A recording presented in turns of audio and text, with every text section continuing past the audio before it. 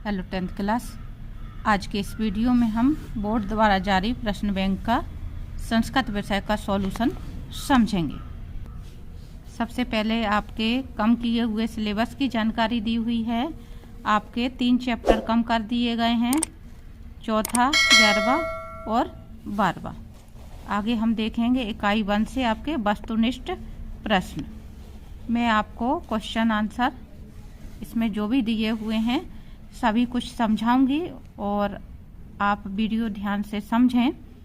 तो यदि प्रश्न चेंज भी हो जाते हैं आपके पेपर में तो आप उन्हें कर पाएंगे। यदि आपने इन्हें रटने की कोशिश की तो रटने से सारी बात गड़बड़ हो जाएगी। पहला प्रश्न दिया हुआ है आपका, गच्छन इति पदे कः प्रत्यय अस्ति। गच्छन शब्द में क्या प्रत्यय है? सत्र।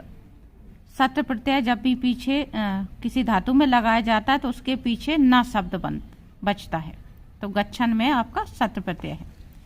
अगला है पठनीय इत्यस्मिन् पदे प्रत्यय अस्ति। पठनीय शब्द में प्रत्यय है, इन चारों में से आपको आंसर बताना है। अनियर। ईय शब्द जब पीछे बचता है ईय तो अनियर प्रत्यय होता है।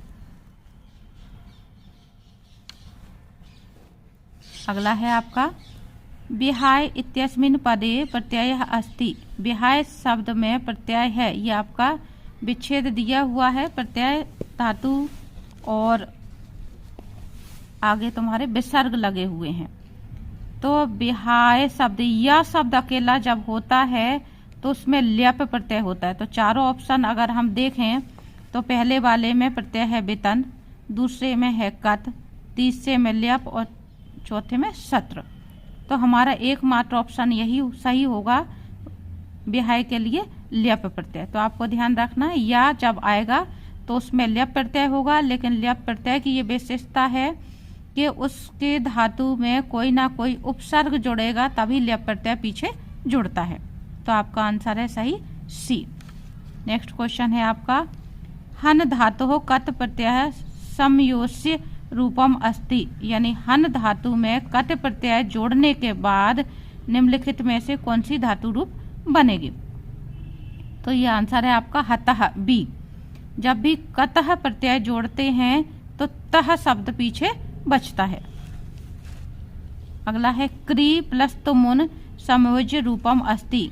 क्री प्लस तुमुन जोड़ करके सही शब्द क्या बनेगा? तो ये आपका है कर्तुम। तुमुन प्रत्यय जब जोड़ते हैं तो तुम शब्द पीछे बचता है। अगला है आपका गंतुम इत्यस्मिन् पदे प्रत्यय अस्ति। गंतुम में सही प्रत्यय क्या है? फिर से आएगा आपका तुमुन, क्योंकि पीछे तुम शब्द बच रहा है, ऊपर भी तुम शब्द था तो तुमुन प्रत्यय था।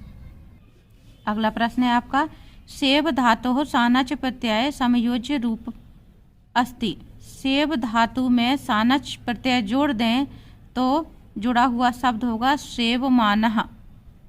सानच प्रत्यय जब जुड़ता है तो शब्द धातु के पीछे मानः शब्द जुड़ता है, मानः, तो सेवमानः शब्द आएगा। सेवायमान, सेवायमाना नहीं होगा, सेवमानः। आगे है भू धातु कतः प्रत्यय समयोज्य रूपम भवति। भू धातु में कतः प्रत्यय जोड़ देंगे तो आपका आएगा भूतः। पीछे अभी बताया कतः प्रत्यय जोड़ता है तो तह शब्द बचता है। अगला कर्तव्यम इत्यस्मिन् पदे प्रत्यय अस्ति। तब्यत। तब्यत यत शब्द है, लेकिन जब हम धातु में जोड़ते हैं तो पीछे व्यम शब्द शेष बचता है। जे यह इत्यस्मिन् पदे प्रत्यय अस्ति। यह यत प्रत्यय है इसमें। अगला प्रश्न है आपका, कश्चित् कृषकः चेत्कर्षणं कुर्वाणासीत् अस्मिन् वाक्ये विशेषण पदम किम। यह आपके 5वें पाठ का सेंटेंस है, जननी तुल्य वत्सला।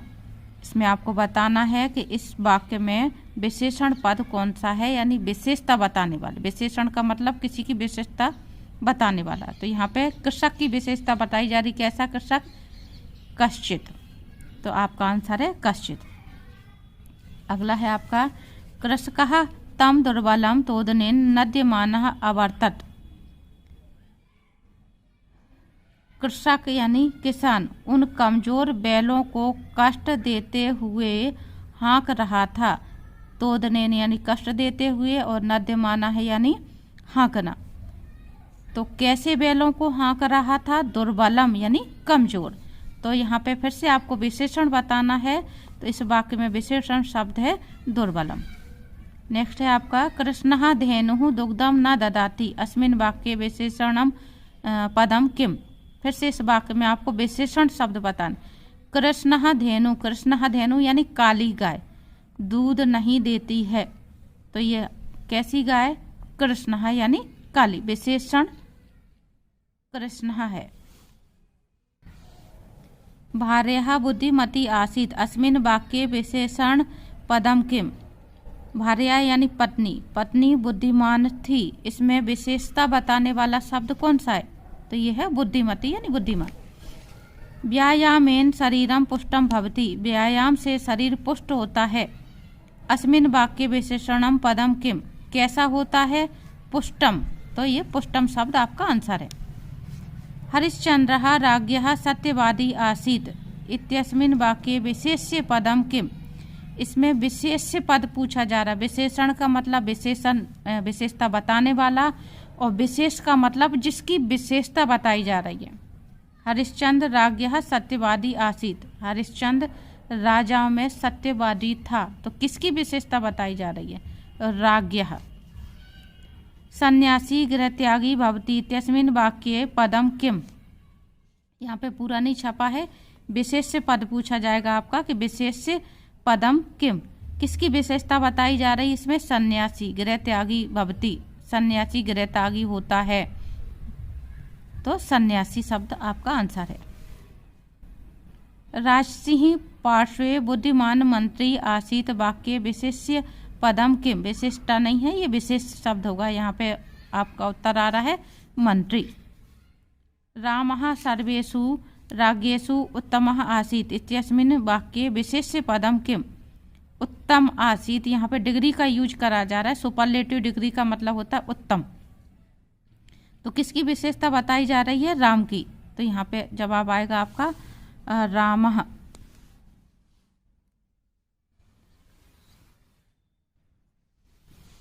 अगला है आपका पलायमानम श्वानम अस्मिन् पदे विशेष्य पदम किम।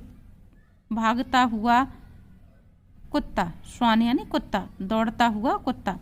तो कैसा? पलायमानम। और किसकी विशेषता बताई जा रही है? कैसा कुत्ता? श्वान की। तो यहाँ पे विशेष्य पद पूछा जा रहा है श्वानम। यदि विशेषण पूछ दिया जाता तो जवाब होता आपका पलायमानम। अभी आपका पूछा जा रहा है विशेष्य पद, तो हम लिखेंगे श्वानम। तो यहाँ पे ये इकाई 1 में जो आपके 20 क्वेश्चन दिए हुए थे वो कंप्लीट होते हैं। आगे है प्रश्न आपके इकाई 2 रिक्त स्थानानि पूरयत। खाली स्थान भरने के लिए आपको आएंगे। तो यहाँ पे आपके शब्द दिए हुए हैं 2-2, उनमें से आपको सही शब्द चुन करके भरना है। पहला है सलिलम इत्यस्य पर्याय पदम। सलिल शब्द का पर्यायवाची क्या है? नीरम, शरीरम। तो जवाब है आपका नीरम।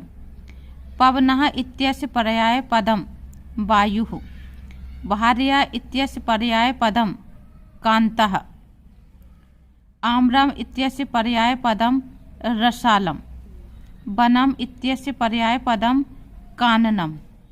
इन सभी के पर्यायवाची शब्द पूछे जा रहे हैं। तो आपके पाठ के पीछे जो अभ्यास आए हैं पर्यायवाची शब्द, आप उन्हें एक बार रिवीजन कर लेंगे तो आपको ये आराम से हल करते बन जाएगा। आगे है ये आपका वन शब्द का पर्यायवाची कानम। अग्नि इत्यस्य पर्याय पदम अनलः। सविता इत्यस्य पर्याय पदम दिवाकरः। सविता यानी सूर्य और दिवाकर यानी भी सूर्य। गजः इत्यस्य पर्याय पदम, गज यानी हाथी, करी शब्द आया है आपका। सुधि इत्यस्य पर्याय पदम अभिज्ञः। और अगला है कमलम इत्यस्य पर्याय पदम पंकजम। शुक्रम शब्दस्य विलोम पदम दुर्वहम। अब आपको ये याद करते समय ये ध्यान रखना है, यहाँ पे जैसे कमल नहीं दिया हुआ है, कमलम दिया हुआ है। तो आंसर में भी आपका पंकजम लिखा है। कभी आपको कंफ्यूज करने के लिए इस तरह से दे लें कि कमल का पर्यायवाची कमल पंकज या पंकजम, तो आपको ये ध्यान रखना है जिस रूप में आपका शब्द होता है पर्यायवाची रूप भी हमें उसी रूप में लिखना होता है, तो ये ध्यान रखना है। शुक्रम, इसमें भी माँ है पीछे, तो दुर्वहम। शांतः, शब्द से विलोम पदः, शांतः ये स्त्रीलिंग शब्द है इसलिए विसर्ग लगा हुआ है, तो यहाँ पे भी अनंतः विसर्ग लगा है। विमूढ़धि, शब्द से विलोम पदम, सुधि। अस्तमये, शब्द से विलोम पदम, उदय। प्रसीदति, शब्द से विलोम पदम, प्रकुप्यति। और चोरः आसीत्, आरक्षी या विपक्षी, तो आरक्षी। कृषकाय आसीत्, अभियुक्तः। पिता पुत्राय वाल्ये यच्छति, विद्याम। अगला है आपका वाची ही भवेत, वक्रता। और लास्ट है आपका भूकंपेन निहन्यन्ते, इसमें आएगा बेवसाह, यानी बेबस लोग ही भूकंप में पीड़ित होते हैं। आगे है आपकी इकाई 3 शब्द रूपाणी उपसर्ग पद से युग्म मेलियत, यानी आपके शब्द रूप और उपसर्ग में से जोड़ियां मिलाने को दी जाएंगी आपको, तो आपको जोड़ियां मिलानी रहती हैं, कोई इस पार्ट से ली कोई उस पार्ट से ली, इस तरह से जोड़ियां आती हैं। तो ये आपकी जोड़ियां मिलाने के लिए दी हुई हैं, मैं आपको इनका आंसर बताऊंगी। इस तरह से कुल टोटल आपकी 15 जोड़ियां दी हुई हैं मिलाने के लिए, मैं सिर्फ आंसर बता रही हूँ। पहला दिया हुआ है आपका फला नाम। फला नाम में कौन सी शब्द रूप की विभक्ति आ रही है, तो इसमें आपको दिया हुआ है ऑप्शन में षष्ठी बहुवचन, तो हमें ध्यान रखना है नाम शब्द आएगा तो हमें षष्ठी बहुवचन करना रहता है। रागी ही, रागी में है सप्तमी एक वचन, ये शब्द रूप हैं आपके। संचरते, इसमें जो मैचिंग दी हुई है आपकी उपसर्ग, कौन सा उपसर्ग है संचरते में, तो सम उपसर्ग है। दुष्कर्म, इसमें उपसर्ग पूछा जा रहा है तो इसमें दुष्उपकर्म है। संस्कृतम, इसमें क्या उपसर्ग है आपका, सम शब्द उपसर्ग है। अधिकार, अधिकार में अधि उपसर्ग है। जोड़ियां आपकी मिक्स दी हुई हैं शब्द रूप और उपसर्ग की। प्रधनहरति, प्रधनहरति को मिला के शब्द क्या बन जाएगा, यानी हरति में प्र उपसर्ग जोड़ने पर शब्द आपका बनेगा प्रहरति। आजन्मः, इसमें आपका उपसर्ग पूछा जा रहा है तो आंग यानी आ। और आगे है आपका गृहात। गृहात में पंचमी विभक्ति, जब भी किसी शब्द के पीछे आत शब्द जुड़ा होगा तो आपको ध्यान रखना है पंचमी विभक्ति है और ये एक वचन है, पंचमी एक वचन।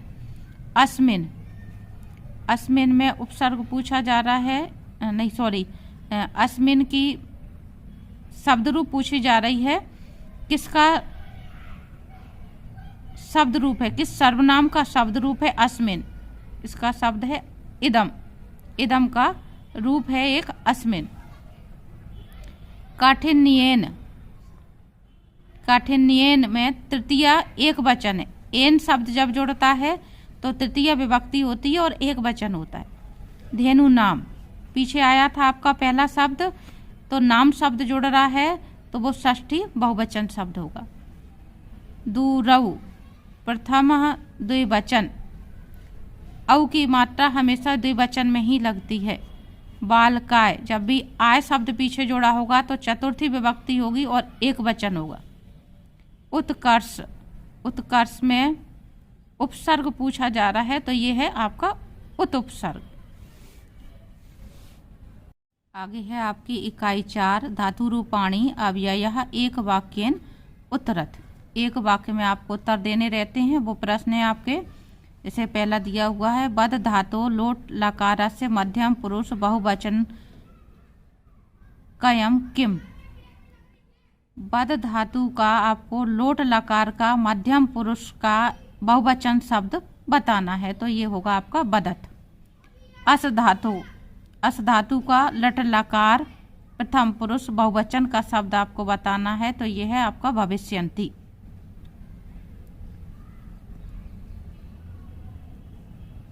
अगला है आपका लब धातु लट लकार से उत्तम पुरुष एक वचन रूपम किम लभे, ये आपका आत्मेनपदी हो जाता है, इसलिए एक ही मात्रा वाले शब्द आएंगे इसमें। हन धातु लोट लकार से प्रथम पुरुष एक वचन, हन धातु का लोट लकार का प्रथम पुरुष एक वचन का शब्द होगा आपका हंतु। गच्छति क्रियापदे कह धातु अस्ति, गच्छति शब्द में आपको क्रिया बतानी यानी धातु बतानी है, तो गम धातु, गम धातु के रूप गच्छ से बनते हैं। गम धातु लंग लकारा से प्रथम पुरुष द्विवचनम किम अस्ति, लंग लकार के आपको गम धातु के प्रथम पुरुष द्विवचन बताना है, तो ये होगा अगच्छताम। लंग लकार में जब हम लकार बनाते हैं तो आ उपसर्ग लगा के बीच में धातु रखी जाती है और पीछे प्रत्यय जोड़े जाते हैं। मोहनः तिष्ठति अस्मिन् वाक्ये कह धातु अस्ति, मोहन तिष्ठति में आपको धातु बतानी है, तो ये तिष्ठति शब्द में आपकी धातु आई हुई है, वो है स्था। अहम अपि आपणम गच्छामि अस्मिन् वाक्ये अवयवम किम अस्ति, अहम अपि आपणम गच्छामि इस वाक्य में आपको अव्यय बताना है कि क्या शब्द अव्यय है, तो अहम अपि में अपि शब्द आपका अव्यय आया हुआ है। विद्या माता इव रक्षित अस्मिन् वाक्ये अव्यय पदम किम अस्ति, इस वाक्य में आपको अव्यय बताना है, तो ये इव शब्द आया हुआ है। सदाचारः एव परमो धर्मः, इस वाक्य में आपको अव्यय बताना है, तो उत्तर है आपका एव। आगे है आपका अचिरम गृहम गच्छ अस्मिन् वाक्ये अव्ययम पदम किम अस्ति, तो यह आएगा आपका उत्तर अचिरम। अथ रामायण कथा आरभ्यते, इस वाक्य में आपको अव्यय बताना है, तो उत्तर है आपका अथ। अहम श्वः ग्रामम गमिष्यामि, इस वाक्य में आपको फिर से अव्यय बताना है, श्वः यानी आने वाला कल, स्व शब्द आपका उत्तर है। तत्र शिवालयः अस्ति अस्मिन् वाक्ये अव्यय पदम किम, तत्र शब्द इसका उत्तर है, इसमें आपको अव्यय बताना है। और वृथा कल हम माँ कुरु, इसमें भी आपको अव्यय बताना है, तो इसमें उत्तर है आपका माँ। आगे है आपकी इकाई 5, शुद्ध वाक्यानाम समक्षे आम अशुद्ध वाक्यानाम समक्षे न लिखत। शुद्ध वाक्य के सामने आम लिखना है और अशुद्ध वाक्य के सामने न लिखना है। ग्रंथालय इति पदे गुण संधि अस्ति, तो ये आपका ना है। भानुदयः इत्यस्मिन् पदे दीर्घ संधि अस्ति, ये आपका आम। हितोपदेश इत्यस्मिन् पदे यण संधि अस्ति, ये आपका है ना। हितोपदेश में आपकी गुण संधि है, तो ये पूछा जा सकता है, तो आप ये ध्यान करते चलें रटने की बजाय। हितोपदेश में यण संधि नहीं है, गुण संधि। ममेव इत्यस्मिन् पदे वृद्धि संधि अस्ति, जब भी मात्रा में वृद्धि हो जाती है, आई की औ की मात्रा होती है, तो हमेशा वृद्धि संधि होती है, तो ये आम है। यदि प्लस अपि पूर्ण पदम यद्यपि अस्ति, यानी यदि प्लस अपि की संधि शब्द बनाया जाए तो संधि शब्द यद्यपि होता है, तो ये आपका आम है। सम प्लस चरणम पूर्ण पदम संचरणम अस्ति, सम प्लस चरणम का संधि शब्द संचरणम है, तो ये भी आपका आम है। अन्य धन अपि अयादि संधि अस्ति, अन्य प्लस अपि अयादि संधि नहीं है, तो ये आपका ना। आगे है आपका नयनम इत्यस्मिन् पदे व्यंजन संधि अस्ति, तो ये भी आपका ना है, इसमें अयादि संधि है। अन्य पद प्रधानः तत्पुरुषः अस्ति, न। घनश्याम इति पदे कर्मधारय समास अस्ति, ये आपका आम है। घनश्याम शब्द आपका कर्मधारय समास का उदाहरण है। आगे है आपका यथाशक्ति इत्यस्मिन् पदे अव्ययी भाव समास वर्तते। यथाशक्ति में अवयवी भाव समास है, तो ये भी आपका है आम। जिस पर राइट का निशान लगा है वो आम है। वाची पटु समस्त पद वाक्य पटु अस्ति। वाची पटु का अगर हम समास शब्द बनाएं तो वाक्य पटु बनता है, तो ये आपका आम है। अगला है आपका हरित तरुणानाम कर्मधारय समास अस्ति।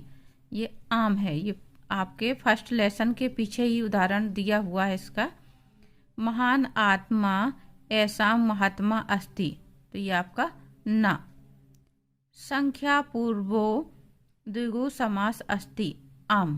पहला पद संख्यावाचक होता है तो वह द्विगु समास होता है, तो ये वाक्य आपका सही है। तो ये आपके 15 दिए हुए थे आम और ना। तो आज के वीडियो में मैंने आपको 1 से 5 तक की इकाई समझा दी है। उम्मीद करती हूँ आपको इतनी समझ में आ गई होगी। अगले वीडियो में हम इससे आगे की इकाई समझेंगे।